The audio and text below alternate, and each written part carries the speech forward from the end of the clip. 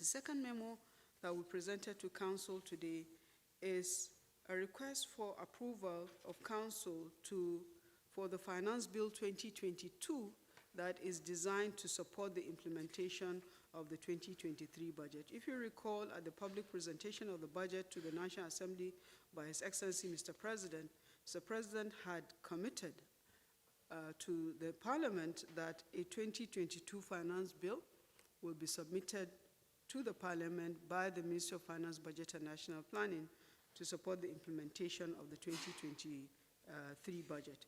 So we have been working on this bill and have done a lot of consultations. The bill that we presented before Council today has 5 focus areas, including tax equity reforms, climate change and green growth provisions, job creation and economic growth reforms, reforming tax incentives, as well as generating revenue and enhancing tax administration.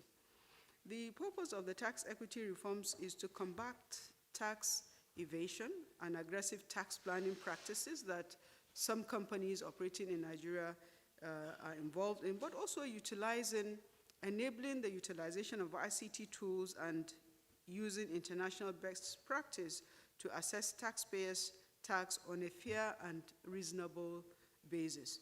The climate change green growth focus is to complement non-physical reforms that are designed to reduce greenhouse emissions, also to facilitate domestic and international investment in climate adaptation as well as mitigation, and also to enhance green growth and create jobs.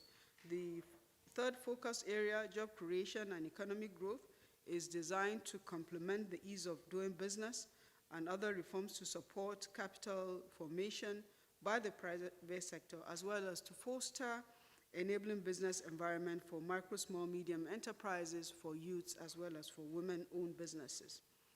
It will also help to enhance the performance of businesses that are in the fintech, the ICT, entertainment, fashion, sports, as well as the arts space.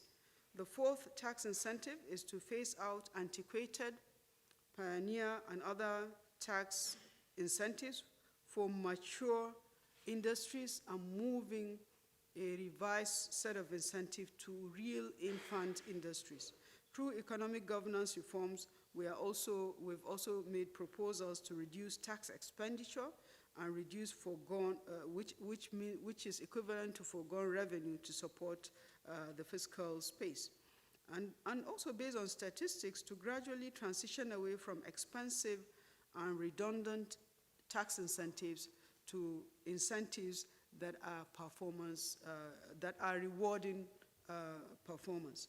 The fifth focus area, revenue generation and tax administration, is to complement the ease of doing business and other reforms that enhance tax administration, as well as to introduce targeted fiscal and non-fiscal reforms to amend, address, and cure defects in existing tax and non-tax laws, as well as regulations. This finance bill is amending a number of fiscal laws, including the Capital Gains Tax, Company Income Tax, Customs Excise Tariff Act, Federal Inland Revenue Service Act, Personal Income Tax, Stamp Duties Act, Tertiary Education Tax, VAT Act, Insurance Act, the Nigerian Police Trust Fund Act, as well as the National Agency for Engineering Act, NASENI, Finance Control Management Act, as well as the Fiscal Responsibility Act. So with this approval from Council, His Excellency, Mr. President, will be conveying to the National Assembly a request for the consideration of this bill. The